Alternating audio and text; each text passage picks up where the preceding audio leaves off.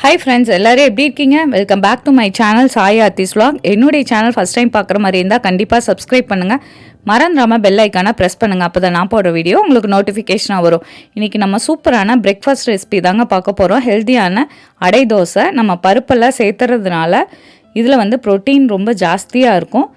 இது வந்து நீங்கள் பிரேக்ஃபாஸ்ட்டாகவும் எடுத்துக்கலாம், டின்னராகவும் எடுத்துக்கலாம். அவ்வளோ சூப்பராக இருக்குங்க. நீங்கள் அரைச்ச உடனே தோசை ஊற்றிக்கலாம். நான் இட்லி அரிசி 1 கப்பு எடுத்திருக்கேங்க. 2 கப்பு நீங்கள் பருப்பை எல்லாத்தையும் சேர்த்து எடுத்துக்கலாம். நான் பச்சைப்பயிறு வந்து அரை கப்பு எடுத்திருக்கேன். தட்டைப்பயிறு 2 ஸ்பூனு, பாசிப்பருப்பு 2 ஸ்பூனு, கடலைப்பருப்பு 2 ஸ்பூனு, உளுத்தம்பருப்பு 2 ஸ்பூனு, வெள்ளை கொண்டக்கடலை 2 ஸ்பூனு, கருப்பு கொண்டக்கடலை 2 ஸ்பூன் எடுத்துக்கோங்க. நம்ம அரிசி 1 கப்புனா பருப்பு எல்லாம் சேர்ந்து 2 கப்பு எடுத்துக்கணுங்க. எல்லாமே ஒரு 5-6 மணி நேரம் நீங்கள் நல்லா ஊற வச்சுக்கலாம். பச்சை பயிரெல்லாம் போடுறதுனால நல்லா ஊறினாதான் தோசை நல்லாயிருக்கும். நான் வந்து கருப்பு உளுந்து ஊற வச்சுருக்கேங்க. தோல் உளுந்து தான் ஊற வச்சுருக்கேன்.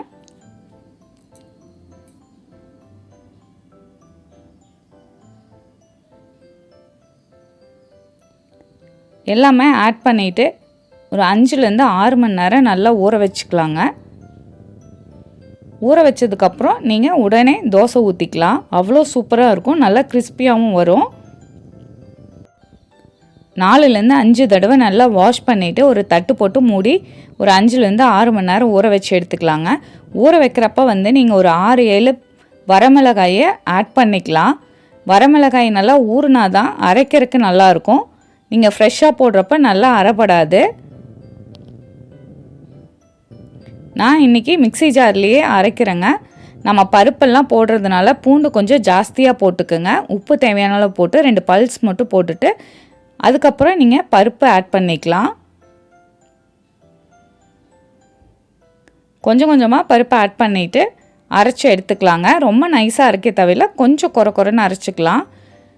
இப்போ சோம்பு 1 ஸ்பூன் போட்டு 1 பல்ஸ் மட்டும் போட்டு எடுத்துக்கோங்க. சோம்பு கொஞ்சம் குறைன்னு இருந்தால் டேஸ்ட்டு நல்லாயிருக்கும். சாப்பிட்றப்ப அது ஒரு மாதிரி க்ரன்ச்சியாக நல்லா இருக்குங்க.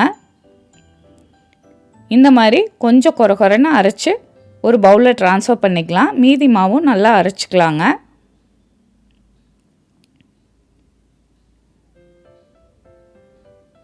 நல்லா மிக்ஸ் பண்ணி விடுங்க. நீங்கள் காலையில் பிரேக்ஃபாஸ்ட்டுக்கு இது செய்கிற மாதிரி இருந்துச்சுன்னா முருங்கைக்கீரை கூட போடலாம்.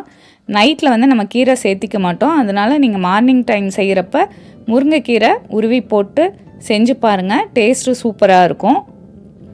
நான் சின்ன வெங்காயம், கருவேப்பிலை, கொத்தமல்லி இலை சாப்பரில் போட்டு குட்டி குட்டியாக கட் பண்ணி ஆட் பண்ணுறேங்க. நீங்கள் சின்ன வெங்காயத்துக்கு பதிலாக பெரிய வெங்காயம் கூட ஆட் பண்ணிக்கலாம். நல்லா மிக்ஸ் பண்ணி விடுங்க. அடை தோசைக்கு வந்து நீங்கள் வெங்காயத்தை வதக்கி போடணுங்கிறது இல்லை, நீங்கள் ஃப்ரெஷ்ஷாகவே அப்படியே போட்டுக்கலாம். டேஸ்ட்டு சூப்பராக இருக்குங்க.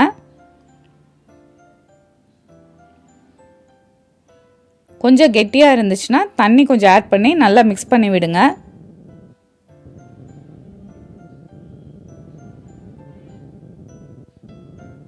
இந்த கன்சிஸ்டன்சியில் இருக்கணுங்க மாவு. இப்போ தோசைக்கல்லை சூடு பண்ணிவிட்டு நீங்கள் மாவு ஊற்றிக்கலாம். நம்ம தோசை பதத்துக்கு கரைச்சிட்டோன்னா தோசை ஊற்றுற மாதிரியே வந்துடுங்க. நல்லா கிறிஸ்பியாகவும் வரும். நீங்கள் நல்லெண்ணெய் ஊற்றிக்கலாம், இல்லைன்னா நெய், எண்ணெய் எது வேணாலும் ஊற்றிக்கலாங்க.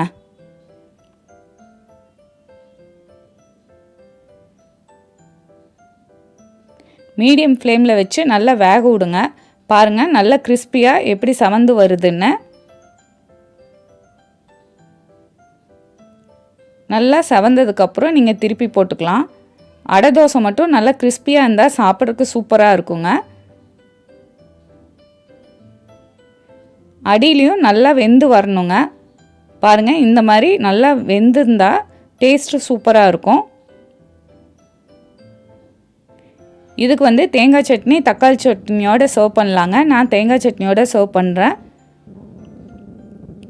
நல்ல கிறிஸ்பியான அடை கண்டிப்பாக உங்கள் வீட்டில் ட்ரை பண்ணி பாருங்கள். இந்த வீடியோ பிடிச்சிருந்தா உங்கள் ஃப்ரெண்ட்ஸ் எல்லாத்துக்குமே ஷேர் பண்ணுங்கள்.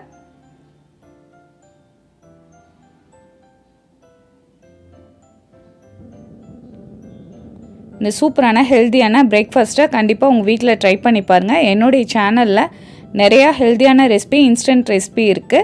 உங்களுக்கு டைம் கிடைக்கிறப்ப செக் பண்ணி பாருங்கள். என்னுடைய channel Sai Aarthi's vlog like பண்ணுங்கள், ஷேர் பண்ணுங்கள், சப்ஸ்கிரைப் பண்ணுங்கள். மறந்துடாமல் பெல் ஐக்கானை ப்ரெஸ் பண்ணுங்கள், ஆளுங்கிற பட்டனை ப்ரெஸ் பண்ணுங்கள். அப்போ தான் நான் போடுற வீடியோ உங்களுக்கு நோட்டிஃபிகேஷனாக வரும். இன்னொரு இன்ட்ரெஸ்டிங்கான ஹெல்த்தியான ரெசிபியோடு உங்களை மீட் பண்ணுறேன். Thank you so much. Have a good day.